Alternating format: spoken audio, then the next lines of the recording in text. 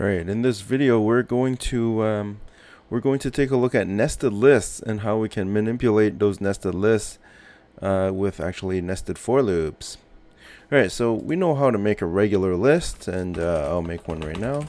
We'll call it test list equals, and then square bracket, square bracket. Let's put some stuff inside. 1, 2, 3, 4, 5. We can also put strings here. ONE, TWO, right? Well, another thing that we could potentially put in a list is actually another list. How does that work? Well, all we have to do is comma and then square bracket, square bracket. So this is, of course, an empty list, but I could put stuff inside here. 20, 21, 23, or, some words, whatever I want. Okay, so it's just a list, but it's inside this other list. Okay, cool. So this can be actually really useful to us.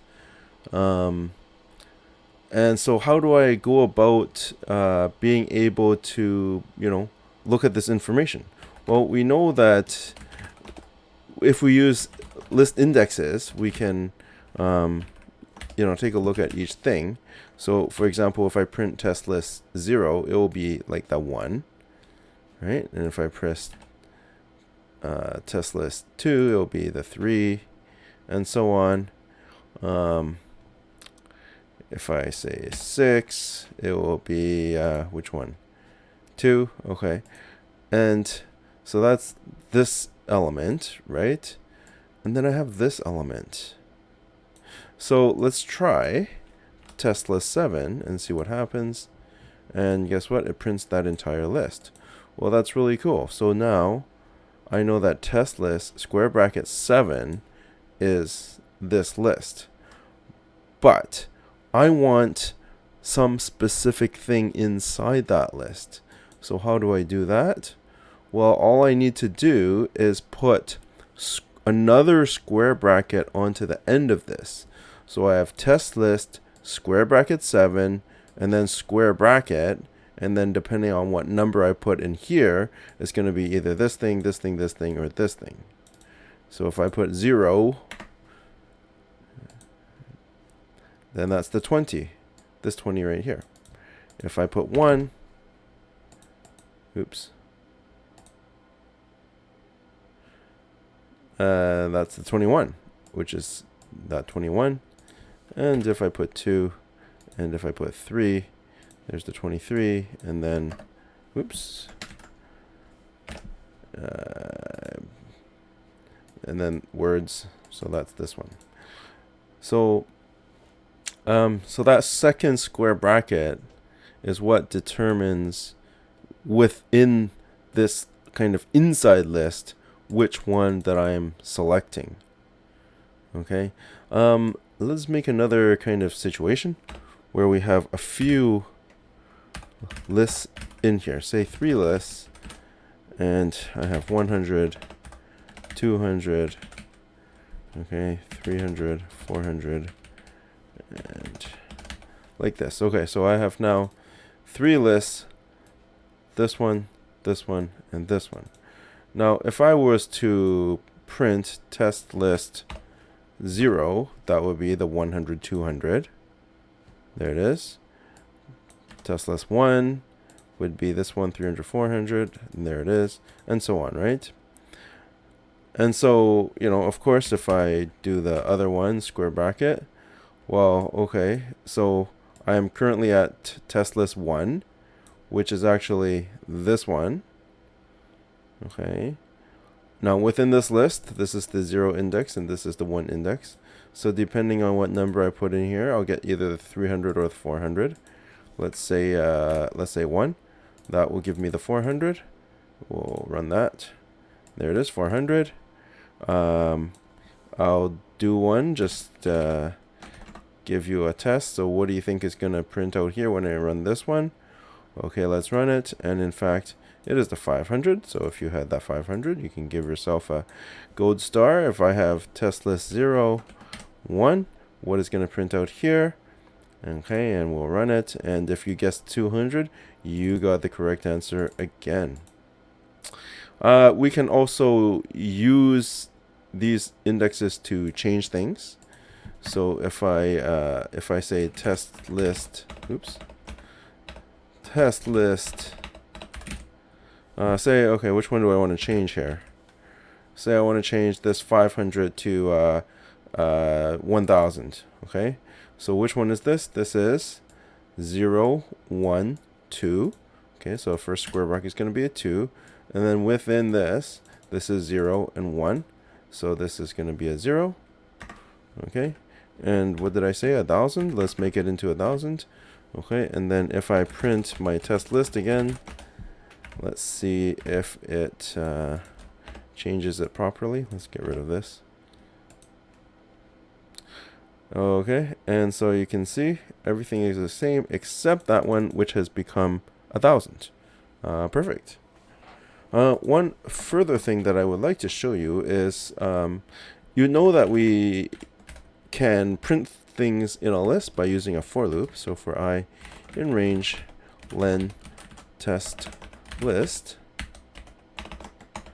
and we will print test list I. So we've done this before, very normal. And so it prints it in, a vertical format like this. Now, what if I want to print each one of these? Okay, well, I know that, I know that printing, for example, test list 0 will give me just this thing, right? So if I run that, what happened? Run that. Oh, it's in for loop. Do I want to keep it in a for loop? Sure, we'll keep it in a for loop. So printing test list 0 will give me this thing. Okay, so now I know that I have this thing. Now I want to go inside there. Well, how do I print out things in a list? I can do it with a for loop. So I'm going to make another for loop.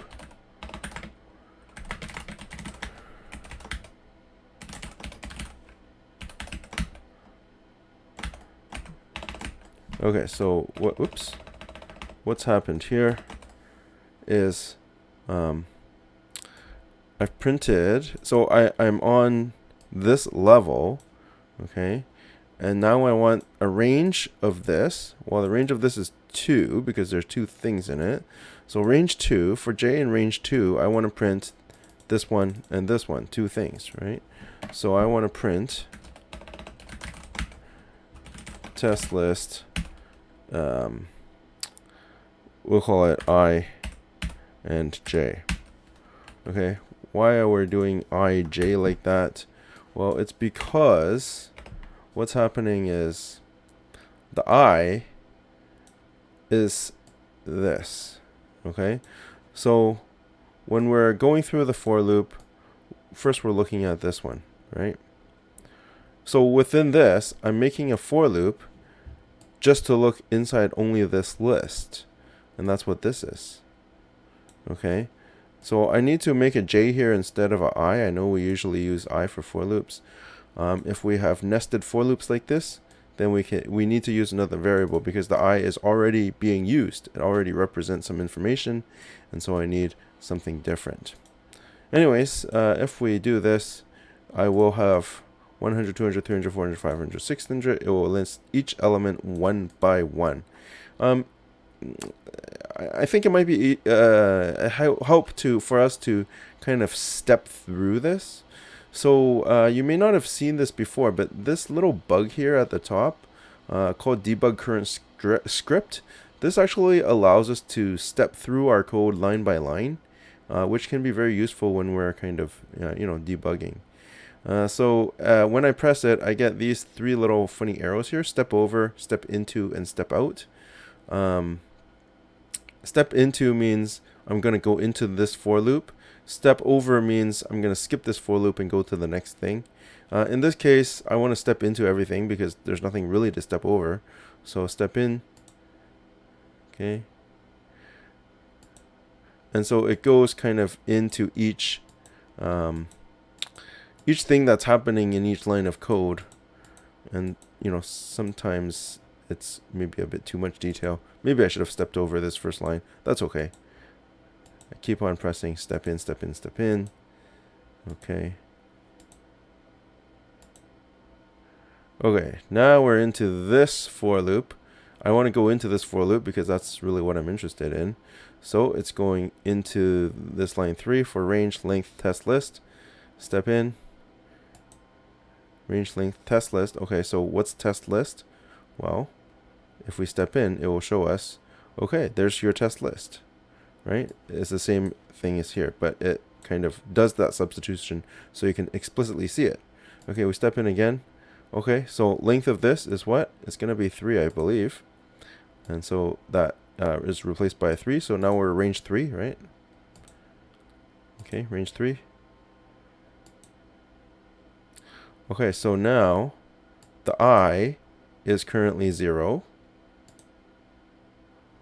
Okay, so my I is currently 0. I can actually see my variables if I go here to view. Okay. It's really small, but hopefully you can see it's showing I is 0 and test list. So these are my two variables that I currently have. We'll step in again. Again, it's going to do the same thing with the range. Okay, test list 0. It's going to print out my test list 0, which is this. Okay, length of this is 2. So range 2. Okay. Range 0, 2. Okay. Now J is 0. So, okay, one more. Step in. Okay, so here we see I is 0 and J is 0. So when I print test list I 0, J 0, it's going to print that 100, right? It's going to show us that in just a minute.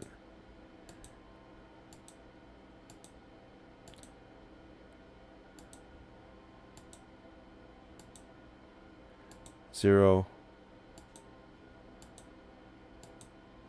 and 0. Okay, so and that's 100. Keep on stepping through, step in, right? And at this point, we have I is 0, J is 1. Okay, so you can see which one is gonna print out now, and so on, and so so that's kind of how it's gonna work. Anyways, I'll stop there. Just know that this can be really useful. Press stop. Yeah, we'll talk about debugging kind of another time, but that is a useful debugging tool that I just used to kind of show you how it works when we're printing out these nested lists. All right, so that should be it for this one, and I guess we'll see you in the next video.